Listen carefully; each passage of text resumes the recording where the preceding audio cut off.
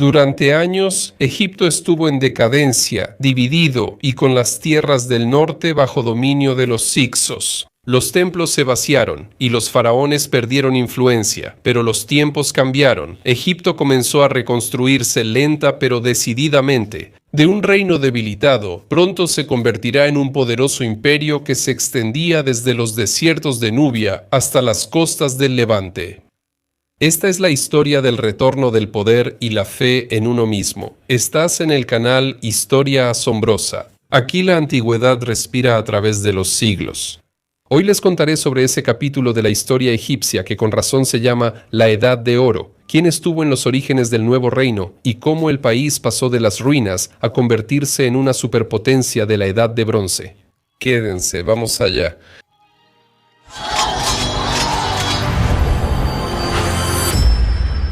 A inicios del siglo XVI a.C., Egipto estaba lejos de su grandeza y dividido. En las tierras del norte gobernaban los extranjeros, los Hyksos, portadores de nuevas tecnologías militares, y los señores del delta del Nilo. Sus carros y arcos atemorizaban a la población, y Egipto parecía una sombra de su pasado. Pero muy al sur, en la ciudad de Waset, que los griegos más tarde llamarían Tebas, crecía la rebeldía. Aquí yacían los restos de la nobleza egipcia y comenzó la resistencia contra los invasores. Los gobernantes locales eran vasallos de los Hyksos, pero su sumisión era superficial. Los faraones tebanos se rebelaron uno tras otro, y aunque muchos cayeron, un hombre lo cambió todo. Se llamaba primero Ahmes, primero. Se sabe poco de la juventud de primero Ahmes, pero destacó por continuar la lucha iniciada. Bajo su mando, el ejército egipcio tomó revancha, los Hyksos fueron expulsados y Egipto se unificó de nuevo bajo el poder de un solo faraón. Y Ahmes se convirtió en el fundador de la nueva dinastía 18ª, y así abrió la época que hoy llamamos el Imperio Nuevo. No fue solo el regreso al poder, fue un renacimiento, el renacimiento de Egipto como civilización. Y esta vez no solo se puso de pie, sino que se preparó para ir mucho más allá de las fronteras del antiguo Nilo. Tras vencer a los Hyksos, Egipto recuperó su territorio y ganó una nueva conciencia de sí mismo. Ya no era un estado que solo defendía sus fronteras. Ahora Egipto miraba más allá del horizonte. Sus faraones ya no querían esperar las amenazas, iban a su encuentro. Amenhotep I y especialmente Tutmosis I, sucesores de primero Ahmes, iniciaron campañas militares activas. Nubia, rica en oro y esclavos, fue conquistada por Egipto, cuyos ejércitos lograron la independencia en el sur. Donde el río se angosta y vuelve turbulento, se edificaron fortalezas y se explotaron recursos a gran escala. El verdadero desafío fueron las tierras del norte, Siria y Canaán. Fue precisamente hacia allí donde Tutmosis I dirigió sus fuerzas, cuando decidió que Egipto debía controlar no solo sus propias fronteras, sino también las rutas comerciales de toda la región. Sus campañas propiciaron los primeros contactos serios con potencias asiáticas, hititas, asirios y mitanios.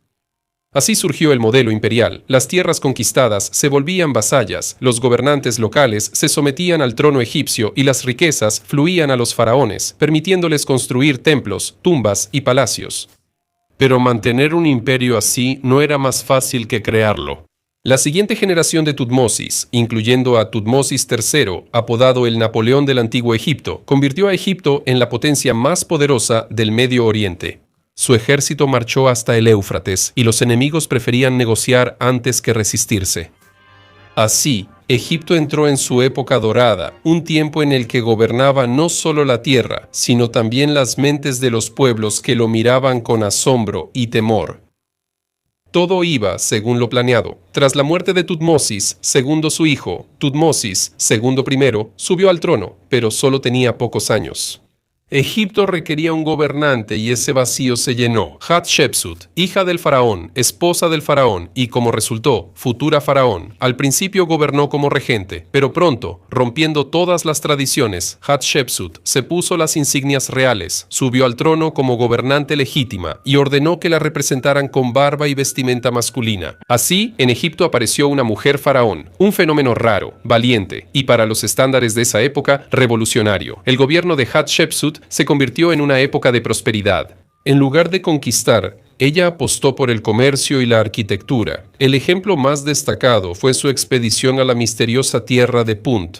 La flota regresó con incienso, oro, árboles de mirra y animales exóticos. Todo esto quedó inmortalizado en los bajorrelieves del templo en Deir el-Bahari.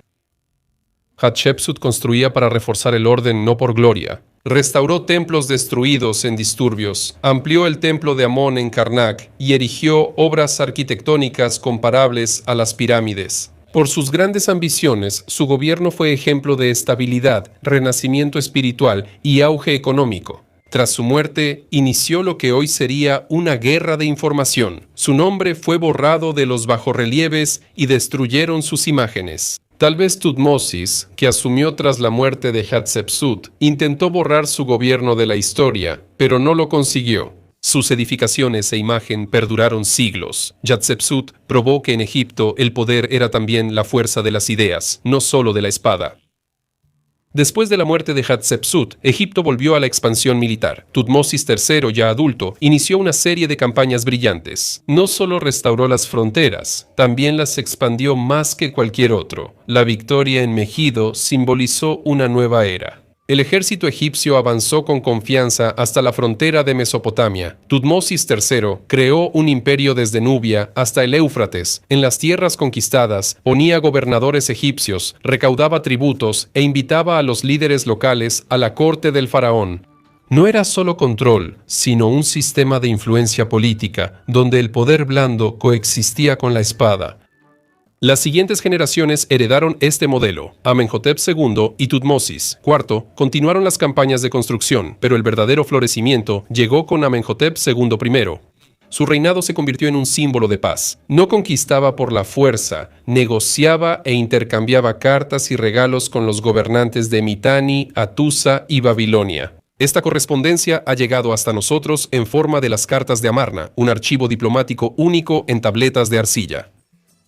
Amenhotep III no solo fue un diplomático hábil, sino también un brillante constructor. Durante su gobierno, Tebas se volvió el centro arquitectónico con el templo de Amón, los colosos de Memnón y lujosos palacios. El culto de Amón logró un poder enorme, y sus sacerdotes casi igualaron la influencia de los faraones. La Edad de Oro del Nuevo Reino fue una época donde Egipto brilló, el arte florecía, la poesía vivía en los papiros y el comercio unía África, Asia y el Mediterráneo. Egipto no solo dominaba, también inspiraba, pero pese a su grandeza, surgía una tensión interna. El sacerdocio del templo de Amón adquiría demasiado poder, los templos se enriquecían y el faraón perdía el monopolio del poder político y sagrado.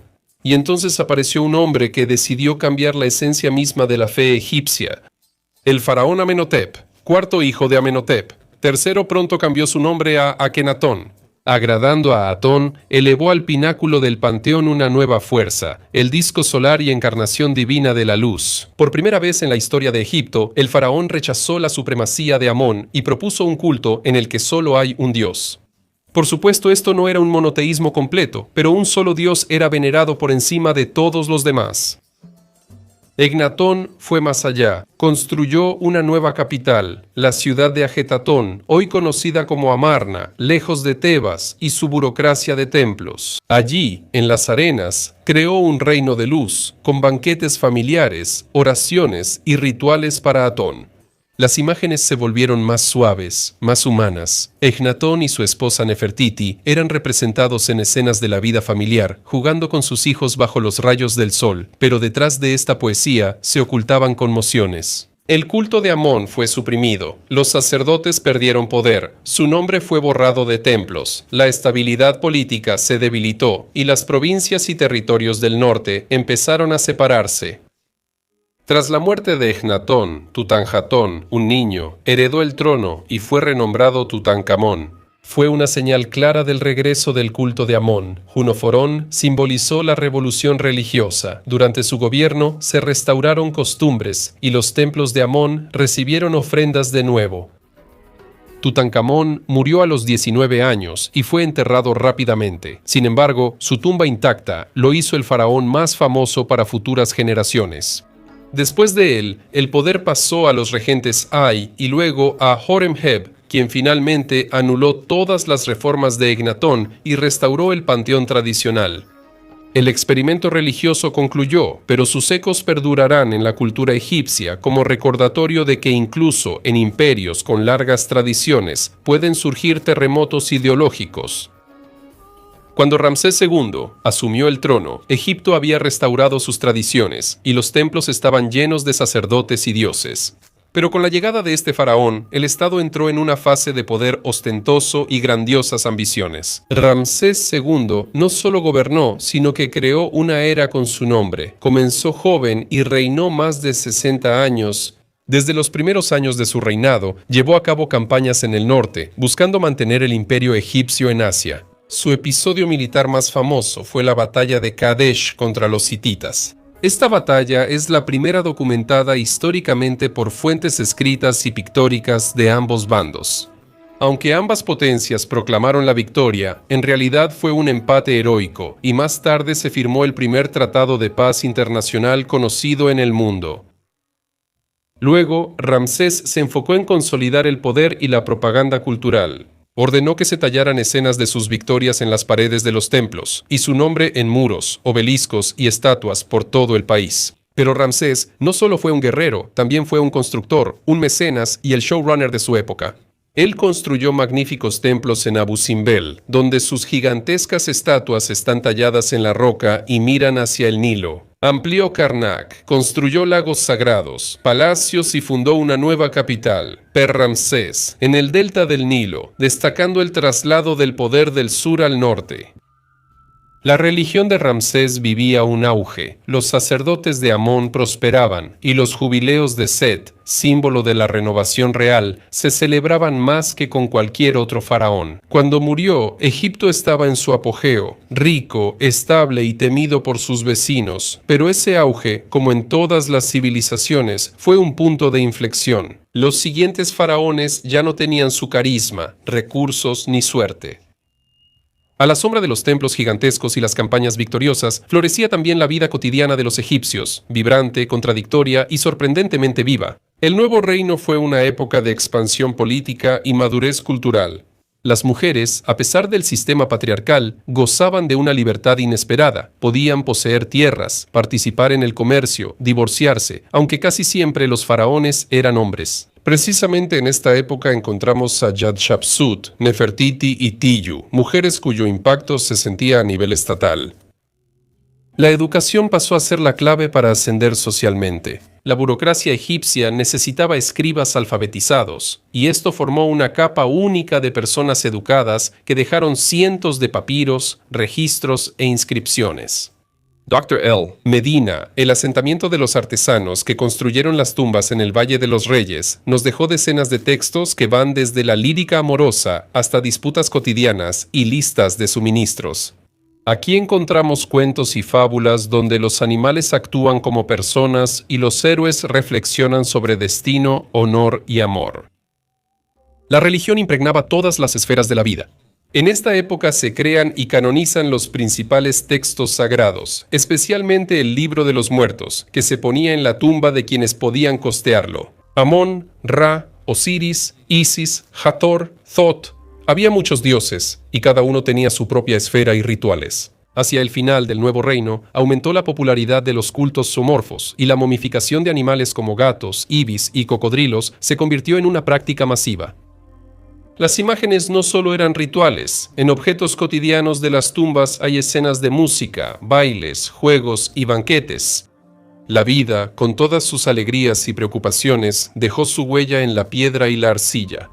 Y todo esto bajo la atenta mirada de los faraones y dioses, en un país donde el arte no era un lujo, sino un lenguaje que unía la grandeza eterna y terrenal, que no es eterna. Después de la muerte de Ramsés II, Egipto parecía empezar a cansarse de su propio peso. Los faraones que le siguieron llevaban su nombre, Ramsés III, IV, pero ya no su fuerza. Y aunque Ramsés III intentó detener la catástrofe, esta ya avanzaba por el Nilo, como una inundación inevitable. Su reinado fue el último destello de gloria. Luchó contra los pueblos del mar, invasores misteriosos cuyas flotas saqueaban las costas del Mediterráneo oriental. Los derrotó y los asentó en tierras bajo su control. Pero eso solo pospuso lo inevitable. El país sufría hambre e inestabilidad social. Durante su gobierno ocurrió un hecho inédito, la primera huelga registrada. Los obreros de Deir el-Medina, constructores de tumbas de faraones, pararon porque no recibían pan ni cerveza. Escribieron una queja, se sentaron ante el templo y esperaron. Egipto, que parecía inquebrantable, comenzó a resquebrajarse. Ramsés III fue asesinado en una conspiración en su harén. Sus sucesores, Ramsés IV al IX, eran más débiles y pobres, y la dinastía pronto se agotó. Una serie de reinados, breves, caóticos y que casi no dejaron huella, salvo templos deteriorados y tumbas profanadas. Al final, el poder en Egipto se fragmentó. Los sacerdotes de Amón en Tebas casi se independizaron de los faraones y la periferia quedó fuera de control. Ramsés XI, último gobernante del nuevo reino, es recordado como una sombra de la antigua grandeza. Su reinado marcó la transición al tercer periodo intermedio, la fragmentación y la influencia extranjera.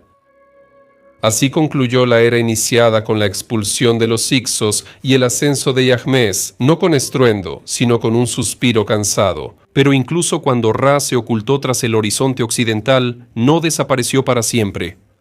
Egipto esperaba un nuevo amanecer, ya en otra forma y con otros gobernantes, pero siempre con el recuerdo de lo que fue en su época dorada. Eso es todo por mi parte. Gracias por ver y nos vemos en el próximo episodio. Hasta luego a todos.